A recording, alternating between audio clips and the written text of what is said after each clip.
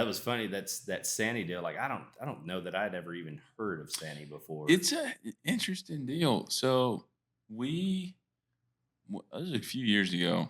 I started taking our rental fleet.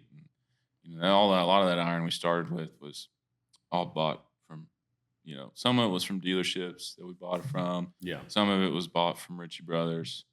But when we became a New Holland dealer, I was like, well, all my light construction, I'm gonna switch to New Holland. So Yeah. backhoes, skid steers, mini excavators, stuff like that. Yeah. Anything that New Holland made, but like rollers, mid and large excavators, was kind of up for grabs. Yeah. Like all that kind of larger construction equipment. So I was replacing it with newer stuff. Mm-hmm. And I didn't want to buy a $200,000 roller, right? Yeah. And we had sold all of our cat rollers, and I was looking to replace it. And it didn't matter at the time, like which brand, because I wasn't going to be a dealer for any of them. Just Right. something that I thought I could buy, rent, sell it, not lose my butt on. Yeah. And I was searching for one, and I found like a Dynapack in San Antone, and the guy was like, "Well, we got some new rollers, and it's a brand called SANY. They're a lot cheaper. They got a 5-year, 5,000-hour warranty on them, and they got some good cash discounts. If you're a cash buyer, they got 0% financing. If you want to do that." And I thought, well, the odds of a roller breaking, I mean, its only job is to roll, right? Right. We got, and maybe vibrate that drum. Yeah. And so we paid like 90-something thousand for it in 21 or 22. And which, like I said, brand new. Yeah. Rented it for an entire year. Like I had 12 months of utilization on it. It never broke down one time. Like not a dead battery, not a flat tire, not a def header issue. And then we sold it, made money selling it. And I thought, okay, well, I want to be a SANY dealer. Like that was a good experience. Yeah. And applied, never heard nothing. And people always ask, well, how do you get a dealership? It's like you go to their website, like anything else, I want to be a dealer. and you fill out their little form and you submit it, and you just wait for someone to call you, know. And so then we started. Since I didn't hear from them, I said, well, we still need to follow. I still need a large construction line, so we talked to several other brands, and I just never felt like their portfolio quite lined up with what we were wanting to do. And some of the meetings were good. Some of them were like, I don't want these guys, Yeah. I won't say the brands on here, but I didn't like them, Right. And Right. so it wasn't until like April they call me back finally, leave a message. Yeah. And it was, hey, the guy that we had before, he wasn't doing his job. That's supposed to filter out these forms and applications, and somehow y'all got overlooked. Are you still interested? I said, yes, we're still interested. And it took, that was in April, so it took a while now. I mean, it's almost 6 months. Yeah.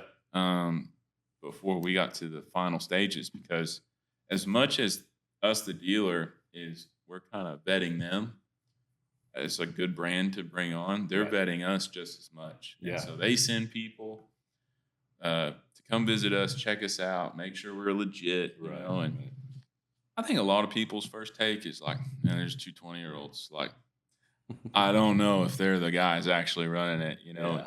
And so that's happened, a bunch, and that's stuff I was used to already. But that all gets vetted, we meet everybody, and then it was like, all right, let's go to Georgia and do our final vetting, and let's meet everybody. They meet us. We saw their big facility down there. They had a 400,000 square foot headquarters, and I think they're gonna add another 400,000. But do you follow Avengers at all? Like the Avengers movies? Yeah. So one of the Avengers movies, like the last one, like the most recent one, was filmed. Some of it was there at their factory. Oh, nice. Or their plant. Huh. They it's like a big glass building, and they had like Tony Stark was like in front, like with Chris Hemsworth and stuff. Oh, that's cool.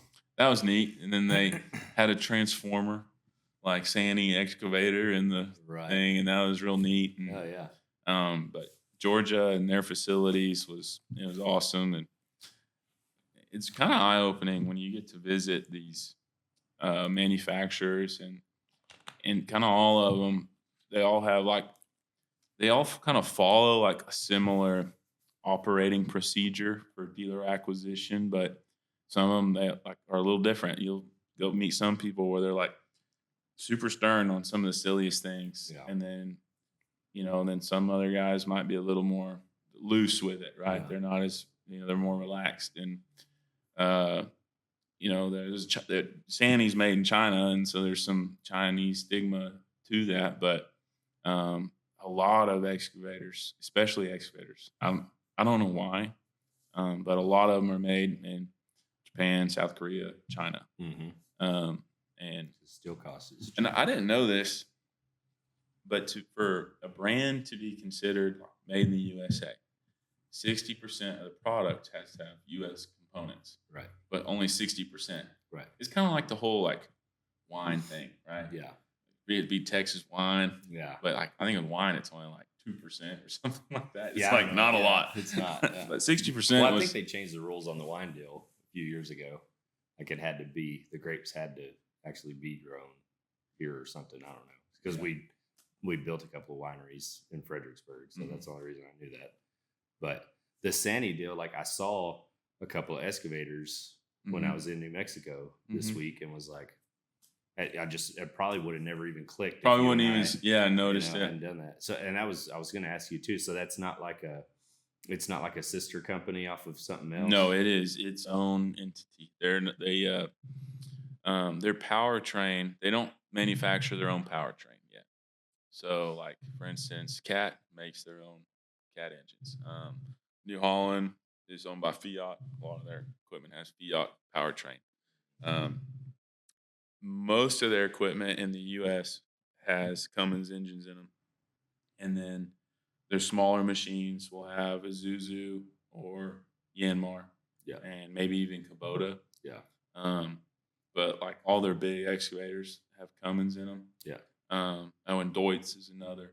So what do the Sannys have? That's what they have in them, Cummins. Oh, okay. So like their mid-size excavators up to like their large excavators have Cummins engines. Okay. Like the 6.7 liter Cummins, the 9 liter, 12, 15 liter. Those are 15 liters big engine. Yeah. And then like in their wheel loaders, they have Deutz engines in them. So outside of those, like they got their excavator though. Like I want to say like they told us like 56% of it is U.S. components. So they're like really close to trying. be able to stamp that Right. made in the USA on them, and but they're super competitively priced, and they're a relatively compared to other manufacturers a really young company. They got started like I think it actually began in the 80s, like the mid 80s, but they hadn't been in North America for like 12 or 15 years. I think 20. Nice. Maybe 2008 or something was Yeah. when they came to the States. They really started selling equipment in like 2012. And so there's 3 dealers in Texas right now. So we're one of the new ones. Nice. Yeah. Yeah. So we're pumped about them just because like they offer a 5-year, 5,000 hour warranty. Yeah. Like not just emissions, but powertrain and hydraulic. Yeah. And then they'll offer 0% interest on like machines that are $700,000-800,000. So you don't see that in a lot of other brands doing that. So that tells me like they really want to sell equipment here, you know. And they like I said, and it's not like one of those deals where we're going to offer all this, but you're going to pay a fortune for it. Yeah, we're still going to be competitively priced less than anyone else, and so we're stoked for them to give us the opportunity to carry them, and I feel like they are as well. So we got to meet the CEO. He was the vice president of CAT. Oh, nice. So he was really cool. Yeah. Went to Cambridge in like London, I think, that university. Yeah, and got his MBA there, and a really intelligent guy. And then and we got to meet their some of the board members that are from China that were in Georgia. Yeah. And it was just this neat experience, like following, small town. You're used to small town business, and you see that kind of stuff. You're like, wow, there's a whole new perspective of things going out. So For sure. we're excited about them, and like I said, it's something that we can provide for our customers. Where like, hey, I don't have to go try to sell them an almost new other machine. I Yeah. can sell them a new machine that we offer. Yeah. So I'm excited for that. So when are they going to start shipping stuff to you? We already got it. Already got We some? already got some. Oh, We my got God. we're filming a commercial for it's cool because when this episode comes out, it'll be like the same time Yellowstone, new season of Yellowstone's coming out. Yeah. But Andy, she does the media and stuff for us, and I said she emails me this opportunity to have a commercial for Yellowstone, and it's like not like on Right. ABC or whatever. Right. I mean, it's like the local station, but Yeah. it's like most of West Texas, Yeah. some Central Texas, and Absolutely. so I was like, that's perfect. I mean, our clients watch Yellowstone. I Yeah. watch Yellowstone, Yeah. so. Yeah. I'm gonna put that on there, So we were filming a commercial, and I told him in Georgia, a couple days before we flew over there, I said, "Hey, we're gonna film this commercial," and I hadn't even signed like the dealer agreement yet. I sent it back to him. I was like, "I'm gonna film a commercial. If y'all want some SANY iron in it, I need an excavator by Thursday, which is like 6 days." Right. And they're like, "Okay." And the day we're getting on the plane, we passed the truck with the excavator coming into the yard. Nice. And I said, "Oh, damn, they weren't kidding around with that." They're like, "Yeah, get that on a commercial." Good. So, excited about doing that. It's And, gonna be cool. people are going to be like, well, "What's New Holland feel about that?" And some of the lines kind of overlap, like mini excavators do and backhoes do. But Okay. the rest of it, I mean, they don't sell competing lines, so it'll be good. I think it'll be a good relationship. It's a good, you only really see there's only a handful of manufacturers where their dealers only sell their product, right? Because they make so many different things, and there's so much opportunity. And for us, where we're located geographically, who our customers are, I can't sell everything New Holland makes in volume, especially. Yeah.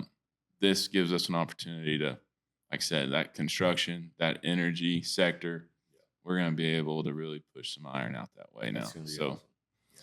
but yeah, it's funny that you saw one because until I bought a SANY, I never saw them either. Yeah. And then we'd go down to San Antonio, see 50 rollers out there working on I-10 or I-35 projects, and you're like, okay, well, they're out there, So, Well, and if they're all great machines like that roller you had was, then that'll be a good deal. People will buy them. Yeah.